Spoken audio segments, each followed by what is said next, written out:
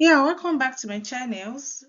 Still remain your host, Patience Imadehiyore, HR with Patience. Remember to subscribe to my channel, to like my posts, share with everyone around you.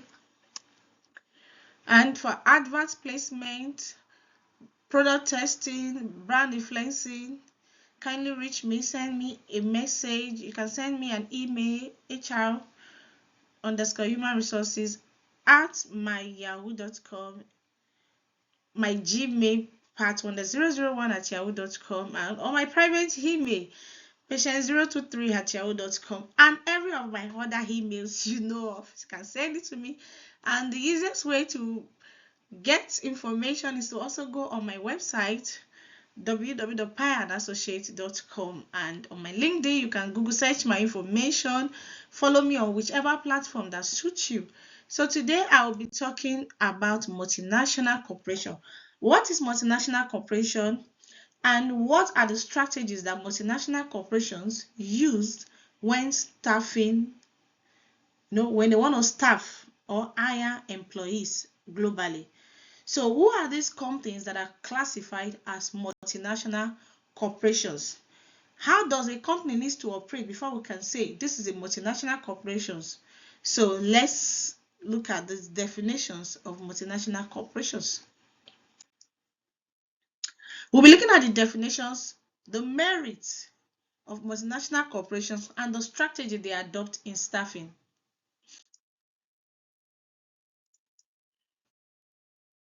Visualization, beautiful. So, multinational corporations are organizations that operate in more than one countries and also generate their revenues from these countries.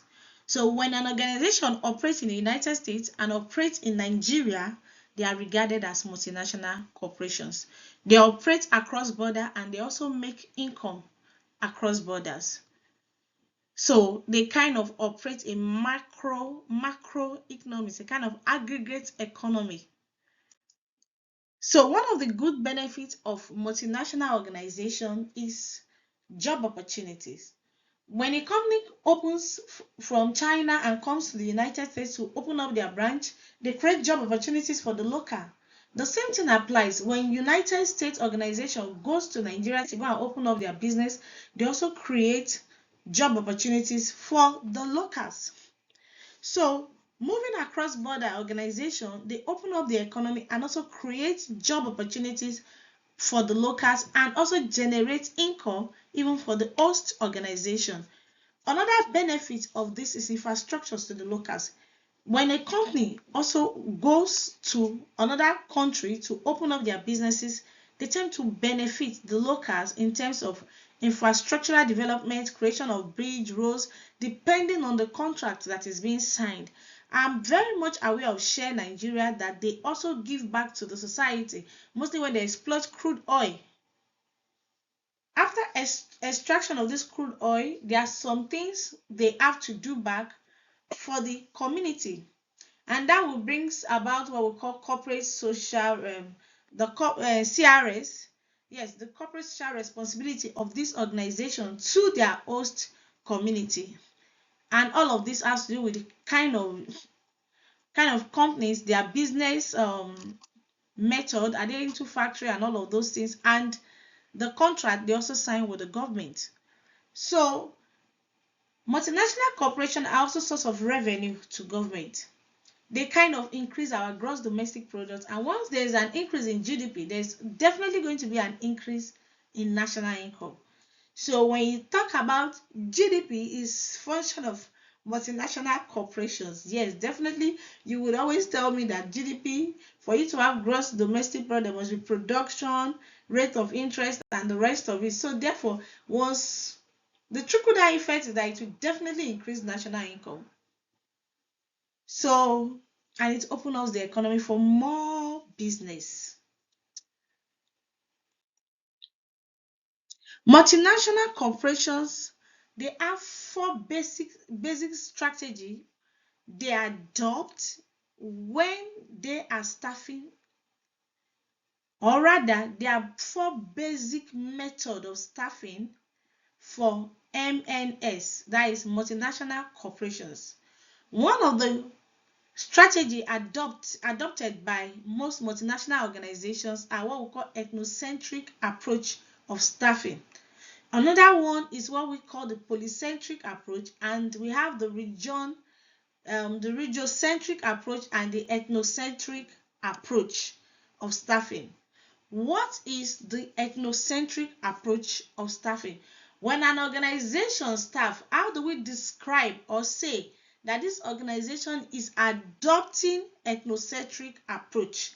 Or how would you be able to figure out and know this my company, their method of staffing is ethnocentric? Or you as an HR or as head of strategic or as an HR business partner, human resource consultant, people management, whichever title they have to come up with for the human resource department or human capital department, what kind of strategy would you recommend to an organization that is going global, an organization who want to open up their branch in other countries? One of the things that you could recommend is ethnocentric or polycentric or regiocentric or ethnocentric, depending on the vision, the mission statement of the company. Because in anything that we do as a human resource, everything has to go back to what the vision and the mission statement of the company. Because we don't just apply, or rather give advice, human resource advisory, to management based on how we feel or what we think is right, or based on what other organizations are adopting, but rather based on the objective and the vision of our business. Does it align with what we want to do? So therefore you will look at the objective of the company, the goal, their mission statement before you give your recommendation as a human resource manager, human resource consultant, a people operation manager, whichever title they come up to give to you, because all of these titles are all the same. But because of the change in the work, they coin this. Now we have even the chief operating officers of human resource now, chromes and everything, they are all the same. They are, in summary, they are all human resource manager, whichever way you put it. Because for you to attain this position, you must be a generalist. If you are not a generalist, you can't just zoom up from being a specialist to go and take up all this, for you to say you are a human resource consultant. Otherwise you will be consulting based on a specific roles. So therefore, what is ethnocentric approach in terms of staffing? The ethnocentric approach of staffing, like the word ethno simply means, you have to import all your management staffs from the headquarter to your host country. So expatriates are definitely going to be the management staff of all any country that they establish their business. For instance, if a company or an organization from United States decided to go and open up a branch in Nigeria, so the US citizen will be the management staff of the organization opened in Nigeria. That is what ethnocentric is. No matter how good the staff in Nigerians are, because their laws and their vision state, this is how we want our leadership style to be like, this is what we want. So therefore they will definitely import, or rather they will export their staff to you from overseas to manage the locals. And this is basically, this is not a kind of discrimination. This is what this organization stands for. They want the same kind of culture globally.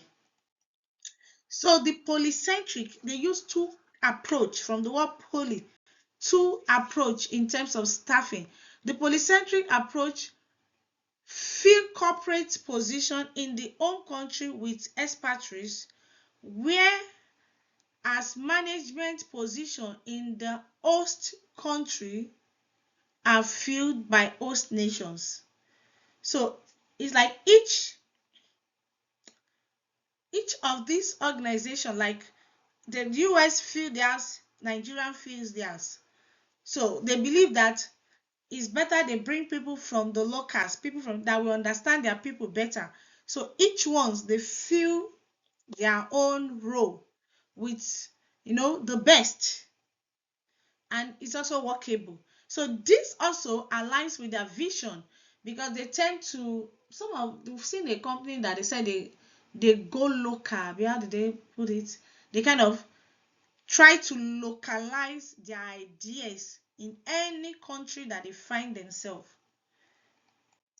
So another one is the regiocentric. These ones, they now divide each of these organizations into region. That is why it is written on my slide that a regiocentric covers a trade region such as the European Union and has management more between business units in different countries in the region. For instance, you can have, like, they will just say West African region. So there will be management that will manage this West African region. They will have South African region. There will be management for it. They will have probably United States the West, United States the South. They will zoom it, like Minnesota, Michigan, and every other state that are closer to Minnesota. They will be in one region.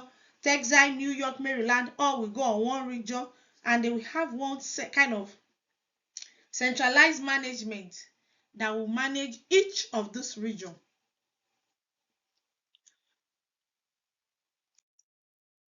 So we have the geocentric approach, from the word geo, which simply means health.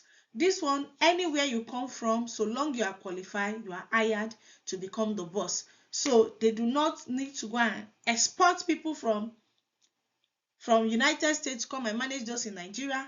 They do not need to anywhere you come from, anyone can be a manager.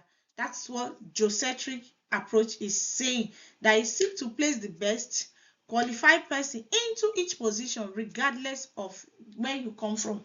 So everyone is qualified. Not everyone is every human is qualified. Yes.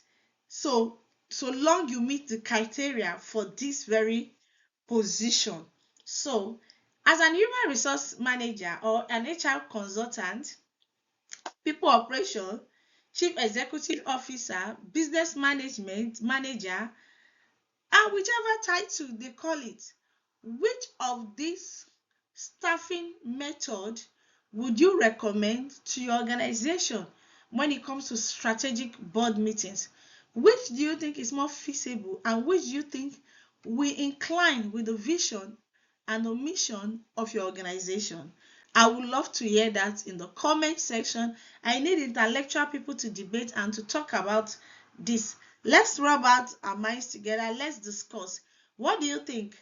Is your organization matured for geocentric? Is the organization, will ethnocentric be suitable for your organization?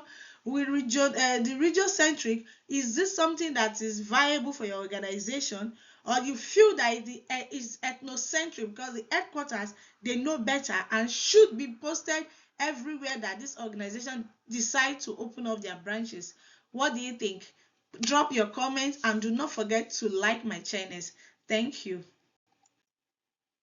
Bye. Thank you for joining me. Subscribe to all my page. Thanks and bye for now. Bye.